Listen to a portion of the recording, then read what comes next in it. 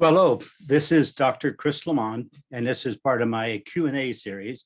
I have people that send me questions, and so I attempt to answer them here rather than spend all this time repeating myself on the phone 20 or 30 times, because it's really kind of an oddity that the questions come in groups, like 5, 6 people email me with more or less the same question along the same topic.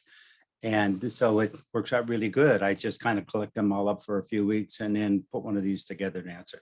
So the question here, and this should be a fairly short one, the question here is, what do I mean when I say that in this evolutionary change that I keep talking about, that everybody has a different crisis for, whether it's climate change or COVID or whatever's going on? I'm just lumping it all and saying it's all an evolutionary change. So that's from where my viewpoint is of it, right? And so I don't have any sides in any of this. I just say it's a change we're going through, so we really need to wake up and deal with it. When I say that the goal for that change is to get rid of the absolute, a lot of people come back and say, what do you mean by absolute? And a lot of people come back and say, what are you, anti-religion? So let's clean out the anti-religion. No, I'm not anti-religion. As a matter of fact, I think the book by Houston Smith, Why Religion Matters, I think everybody should read. I think that religion is very useful. It's a useful element to have. We need to be able to have something bigger than ourselves to kind of believe in, to move forward, where we need to always be induced to move forward. If you're procrastinating and not getting anything done, it just means there's nothing in your life that's driving you forward. If there's something pushing you, then that's a demand load, and it's just going to wear you down. You really need to have something out there that inspires you, that momentum, and so on and so forth. All right. So religion is really important. Don't leave your religion. But if you don't belong to a religion, or you run around saying I'm spiritual, whatever the heck that means, it just means that you believe that something out there is a momentum or a draw or something for you. It's fine. Stay with whatever your story is, stick with it. It's fine, not a problem. The absolute piece is, I used to think that what, God was an old white guy on a throne. Do you start to understand that when we put absolute things on there, we can create racism, we can create arguments, we can create debates that makes one side the other side. We already see that coming out with a polarization. It's not, no religion was bad. Well, look at what we see with the Muslim religion. It's like, I know lots of Muslim people. I don't see any problem with that, or their structure or their religion any different than anyone else's. It's very much a Christian-based religion. So it even meets well with our culture, right? Which is kind of Christian-based, or even, no, I won't even go into that. But the most part, you start to see it's like, okay, it's that extreme piece. Anybody can take a little piece of something, interpret it a certain way, and wave a flag and make it something to die for. It's like, we're looking for something to live for, not something to die for. You don't have to look very far today if you want something to die for, right? That looking for something to live for means that we have to find something that has more merit than the normal garbage that's in front of us. You have to look a little deeper. So get away from the idea that someone's got a sign up that says, walk on the left side of the street, or else. Find out what the or else is. Find out what would happen. Find out what's going on. Don't be silly. Don't do something crazy. Don't join another club to get out of a club. That's really kind of silly.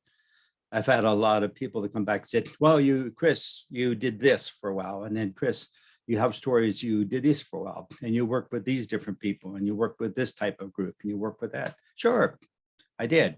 Anything that came down a pike, I did. Right? I was born in a time where everything was coming on a pike. There was tons of new ideas. Did I do hypnotherapy? Did I do spiritual healings? Did I do acupuncture? I've done all those kind of things. Right. Not a problem. That's what builds range. I have talked to you about ideas, and then the next year I'm talking to you about another idea, and I expanded that out because I'm expanding my range out. And somebody comes back and said, well, that's the truth. No. I don't do anything that I did 10 years ago, and you probably don't either, right? You need to let that change. if it doesn't change, you're really stuck thinking, I got it all together. But, people come back and say, it's all about making money. No, it's not all about making money, because you get lots and lots of money and you die. You get no money and you die. Do you die sooner if you have no money? I don't think so, because I see people in the Centurion clubs over 100 years old that are living in facilities that are charitable facilities, and they're old and their brains clear and they're wise. And you look at that and you go, wow, that's kind of amazing, right? It is kind of amazing. But we can't stick a story onto life and say, this is the truth. Stories were designed to integrate the idea of you into what's going on, because you can't see you. I can tell you I'm doing this talk, but I can't see me doing the talk unless I look at this monitor, right? So if I was talking to you on the phone, I'd have to assume that's me talking to you on the phone. I could hear the voice. I don't see me talking. So I'd have to have the story. I'd have a story. I'd say, oh, I just called so-and-so and talked to them on the phone. That's a story that put me in it. That's what it's for. It doesn't have to be 100% correct. It's meant to integrate you into a concept or an idea. Later, if you find out the concept was wrong, not a problem. My gosh, everything I've learned is from a mistake. There's nothing I know today that I think held true from the time I was 5, right? It all changed. So you got to kind of get over that. So lose those absolutes, get centered in your range, look at movement back and forth to where you can go. Don't look at something and say, well, yeah, that makes a lot of sense. That makes a lot of sense means that I could take that piece of idea and write some fiction called a story. But I get a kick out of looking at books since they have the nonfiction and the fiction section. And the only difference is the label, right? Because it's all pretty much fiction. They come back and say, this is based on the fact. And then next thing you know, the facts change, right?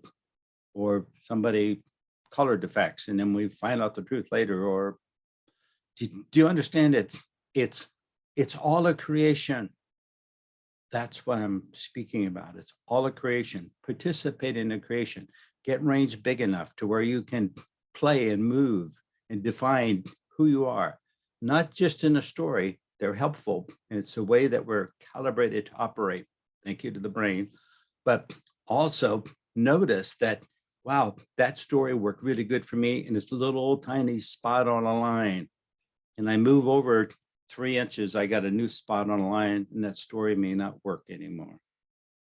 So lose that piece of this is absolute. That's what this growth is about. Spread it out a little bit. Quit taking one side or the other.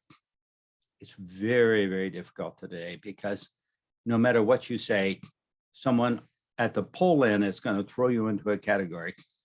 They're sitting way back at the edge, and anybody out there on their peripheral vision is on the other side. And it's not that way. It's a long range, right? Ranges ever end? I don't know. What if they looped? I don't know, right? You see, that's just, how do we know, right? I can't imagine, when I look at the amount of books that are published, I can't imagine getting to the point where I could read all these books and be that diverse in ideas. I have followed authors that were really had big range, and I thought, wow, I'm very impressed with them, and I'm reading all their books. And then a few years later, I find that they're chasing a fairy tale. They got this whole thing wrapped up around their head, and it's like what they're saying is not even relative or true anymore. And they're like, wow, that's kind of interesting. So I'm not criticizing them. I'm just saying, I don't want to be one of them. I just want to say, okay, maybe those ideas were right. Maybe they were wrong, but they were useful. Okay, cool. I'll hang on to that as something useful. If I get over that little speed bump again in the range, I got something useful I can pull up there. But other than that, I need to learn something else. I need to expand this out a little bit. So that's the nature of absolute.